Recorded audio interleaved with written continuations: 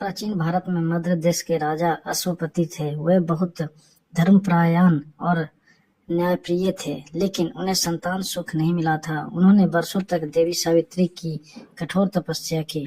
उनकी तपस्या से प्रसन्न होकर देवी ने उन्हें एक कन्या का वरदान दिया। समय आने पर राजा के यहाँ एक सुंदर, बुद्धिमान और तेजस्वी कन्या का जन्म हुआ, जिसका नाम सावित्री रखा गया। सावित्री बड़ी होकर गुणवान, संस्कारी और साहसी बनी। जब उनके विवाह का समय आया तो राजा अश्वपति ने उन्हें स्वयं योग्य वर चुनने की अनुमति दी। भ्रमण करते हुए सावित्री ने सार्व देश के पूर्व राजा धुमतसेन के पुत्र सत्यवान को अपना पति चुना। सत्यवान सरल, परिश्रमी और सत्यनिष्ठ था, परंतु उनका परिवार वन में रहकर जीवन यापन करता था, क्योंकि धूमतसेन अपनी दृष्टि खो चुके थे। जब सावित्री ने सत्यवान को वर के रूप में चुना, तब महर्षि नारद ने राजा अश्वपति को बताया कि सत्यवान अल्पायु है और विवाह के 1 वर्ष बाद उसकी मृत्यु निश्चित है।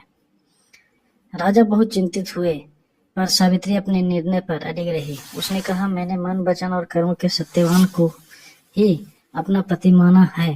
अंततः सावित्री और सत्यवान का विवाह हो गया।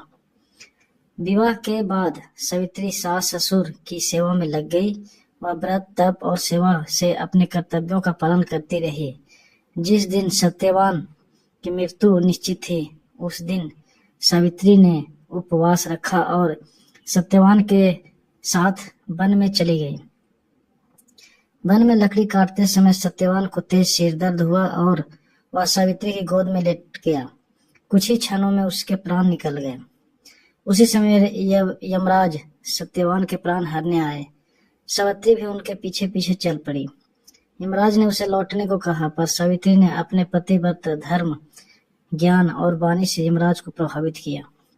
प्रसन्न होकर यमराज ने उससे वर मांगने को कहा। सावित्री ने पहले अपने ससुर की दृष्टि लौटाने का वर मांगा, फिर राज्य की प्राप्ति और अंत में अपने लिए 100 पुत्रों का वर मांगा। जब यमराज ने यह वर दे दिया, तब सावित्री ने कहा कि वह सत्यवान के बिना संतान कैसे प्राप्त करेगी। तब यमराज को अपनी भूल का एहसास हुआ और उन्होंने सत्यवान के प्राण लौटा दिए। सत्यवान पुनः जीवित हो उठा।